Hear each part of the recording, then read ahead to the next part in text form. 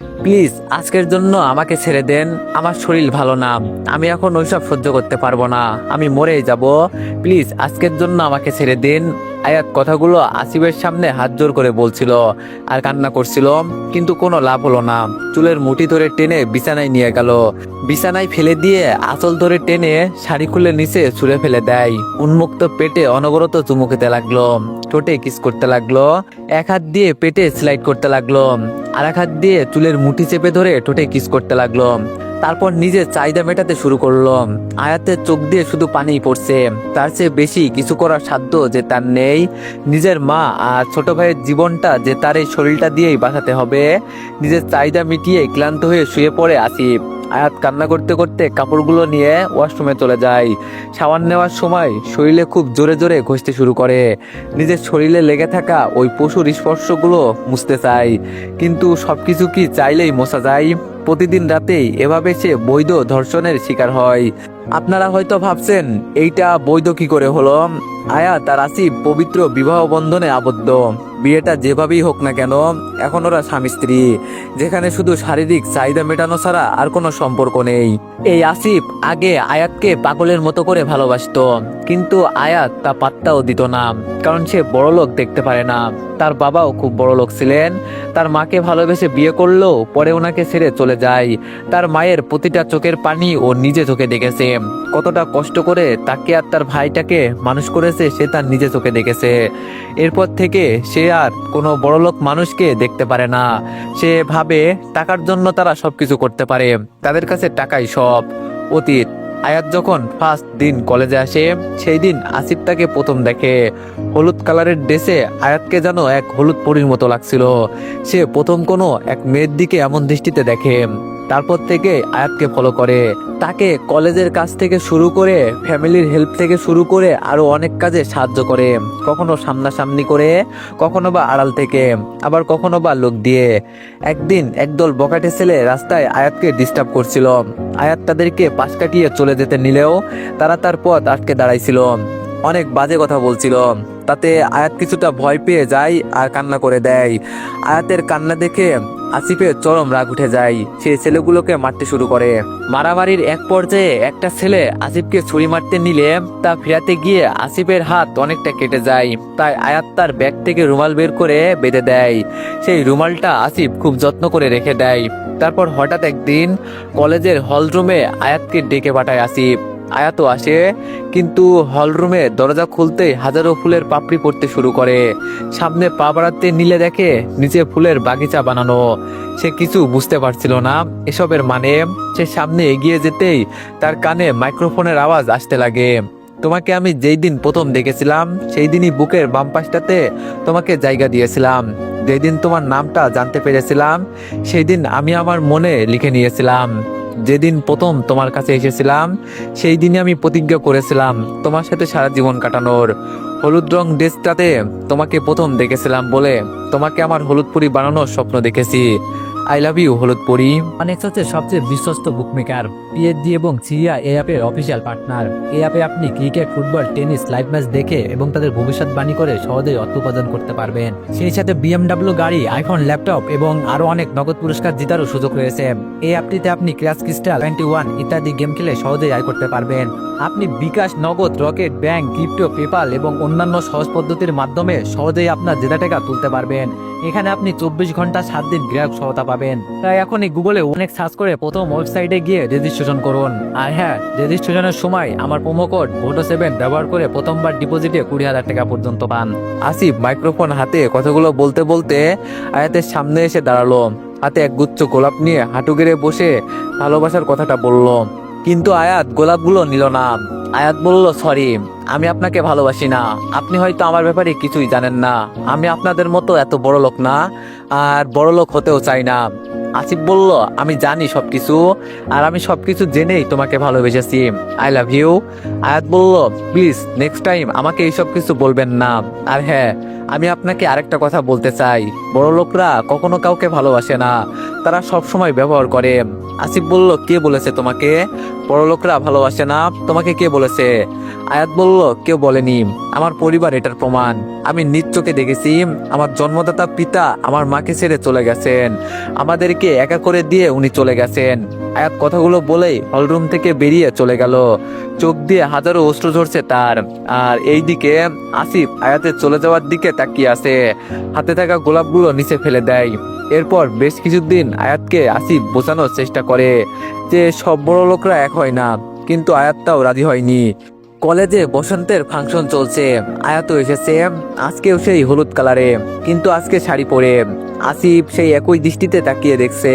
তা দেখে আসিফের ফ্রেন্ডসরা বলল, আবির বলল, আসিফ আমি বলি কি, আজকে সবার সামনে তুই ওকে প্রপোজ করে দে, হয়তো আজকে তোকে এতগুলো মানুষের সামনে ফিরিয়ে দিবে না। আসিফ বলল, তুই ঠিকই বলছিস, আমি আজকে আবার ওকে প্রপোজ করব। আদি বলল, আর যদি ফিরিয়ে দেয় তাহলে? দেখ আসিফ, তাড়াহুড়ো করে কিছু করিস না, তার ফল কিন্তু ভালো হবে না। আবির বলল, আদি তুই সব সময় উল্টাপাল্টা ভাবিস কেন? তুই যা বলছিস তা ভুলেও হবে না। আসিফ তুই যা তো। আসিফ স্টেজে উঠে মাইক্রোফোন নিয়ে বলতে শুরু করলো, হেই হলুদ পরি, তোমাকে আজকে আবারও হলুদ কালারে দেখলাম।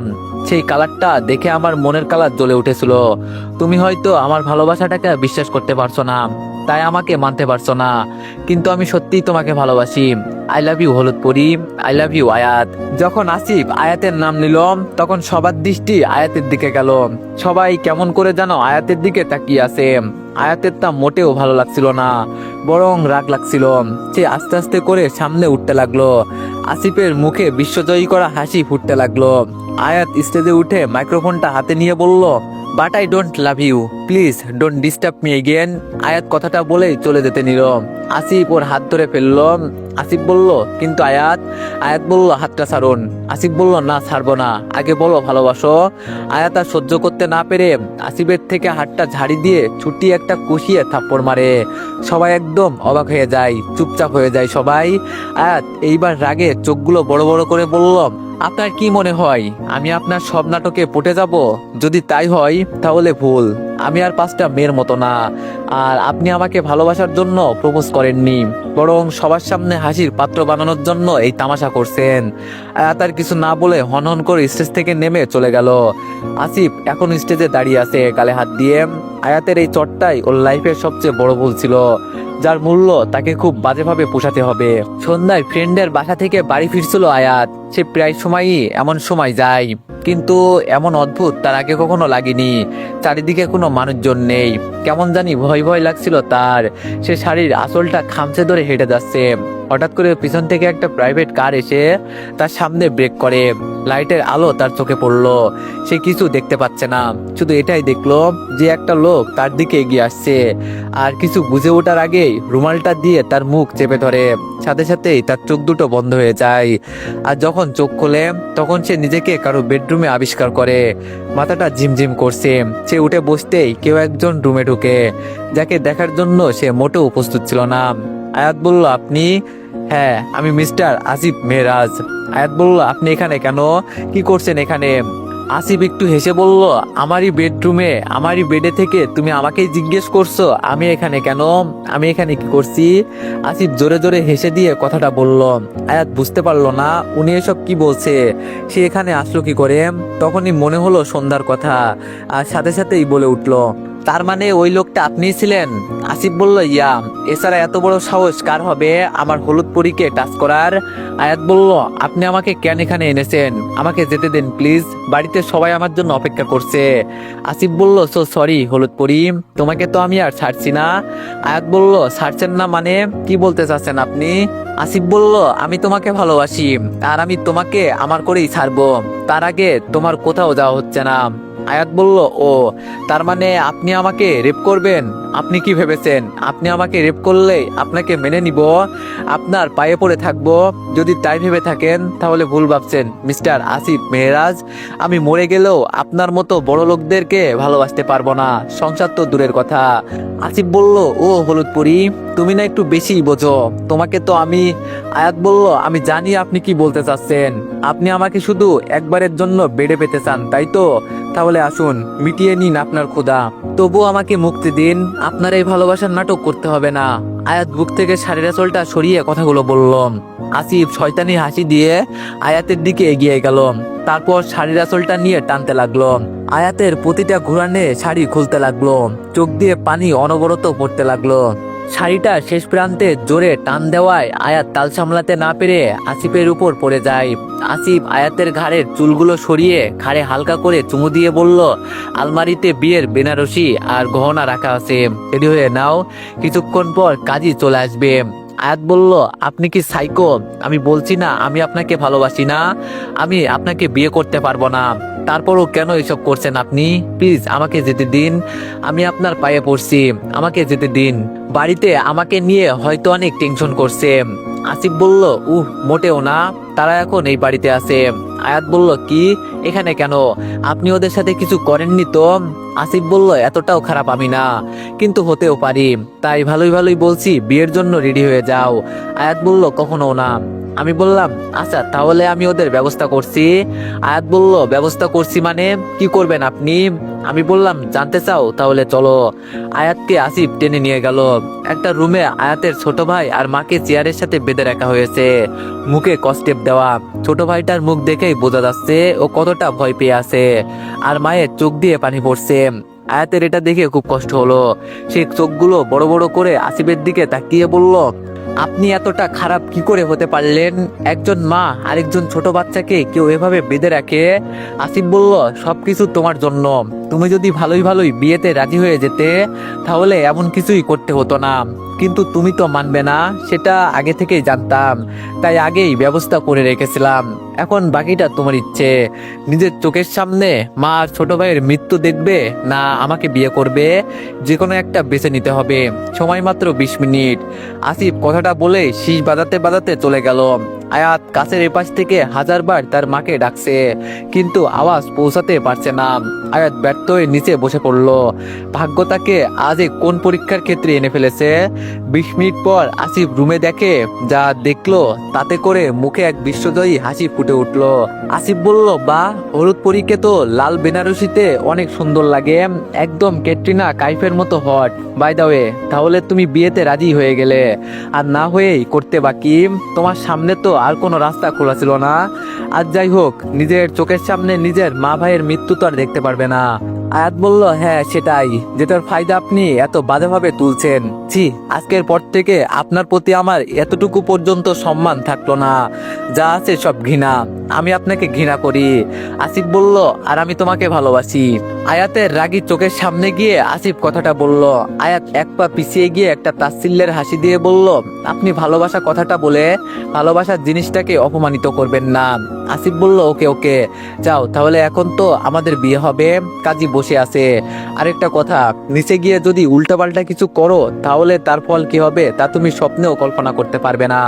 আসিফ চোখগুলো বড় বড় করে কথাটা বলে আয়াতের হাত ধরে তারপর একটা হাসি দিয়ে নিচে চলে গেল। নিচে আয়াতের মা আর ছোট ভাই সুপাই বসে আছে, তাদের মুখে স্পষ্ট ভয়ের ছাপ। আয়াতকে দেখতে পেয়ে ছোট ভাই দৌড়ে গিয়ে তাকে জড়িয়ে ধরে কান্না করে বলে, আপু আমার খুব ভয় করছে, আমি বাড়ি যাব, এখানে সবাই পচা। আয়াত বলল, আদনান ভাই আমার, আমি আছি না, তোর আর কোনো ভয় নেই, কেউ তোমাকে কিছু করবে না। আসিফ বলল, শালা বাবু এত ভয় পেও না, তোমার আপুর সাথে আমার বিয়ে হয়ে গেলে তোমাকে কেউ কিছু করবে না। আদনান বলল, আপু আপু, এই লোকটা আমাকে এতগুলো চকলেট দিয়ে আম্মুকে নিয়ে এত বড় বাড়িতে নিয়ে আসছে, তারপর ওই পচা লোকগুলো আমাদের বেঁধে ফেলেছে। আদনান কাদো কাদো ফেস করে কতগুলো গার্ডদের দেখিয়ে কথাগুলো বলল, আর কিছু বলতে যাবে তার আগেই আসিফ তাকে কোলে নিয়ে নেয়। আয়াতের মা আয়াতের কাছে আসতেই আয়াত ওনাকে জড়িয়ে ধরে কান্না করে দেয়। আয়াতের মা বলল, তুই এই বিয়েতে রাজি নাকি ও তোকে কোনো ভয় দেখিয়েছে? আয়াত বলল, না মা, আমি এই বিয়েতে নিজের ইচ্ছেতেই রাজি হয়েছি। এত বড় বাড়ি, তার উপর এত টাকা, আমি হাতছাড়া কিভাবে করব বলো? আয়াতের মা বলল, তোর মাথা ঠিক আছে? তুই এইসব কি বলছিস? তুই তো নিজেই বড় লোকদের ঘৃণা করতি, আর আজকে নিজেই আয়াত বলল হ্যাঁ আমি নিজেই বলছি, কারণ সময়ের সাথে সাথে মানুষের রুচি পাল্টায়, আমারও পাল্টে গেছে। আর কি কারণে বা বড় লোকদের ঘৃণা করব বলতে পারো? বাবাকে তুমি হয়তো ভালোবেসে আগলে রাখতে পারোনি, বা ওনাকে সময়ও দাওনি, তাই ছেড়ে চলে গেছে। তাই বলে কি আমি আমার ভাগ্য নষ্ট করব? আয়াতের মা কথাগুলো শুনে স্তব্ধ হয়ে গেল। আয়াত কথাটা খুব কষ্ট করে বলল, মনে মনে বলল, আমাকে মাফ করে দিও মা, আমি কখনো তোমাকে এইসব বলে কষ্ট দিতে চাইনি, কিন্তু আজকে আমার হাত যে বাঁধা, আজকে শুধুমাত্র ওনার জন্য তোমাকে এভাবে কষ্ট দিতে হলো, আমি ওনাকে কখনো ক্ষমা করব না, কখনোই না। তো এভরিওয়ান, এই গল্পটি কেমন হয়েছে সবাই একটু কমেন্টে জানাবেন, আর এই গল্পটি যদি কন্টিনিউ করাতে চান তাহলে সবাই একটু বেশি বেশি লাইক আর কমেন্ট করে দিয়েন। ধন্যবাদ।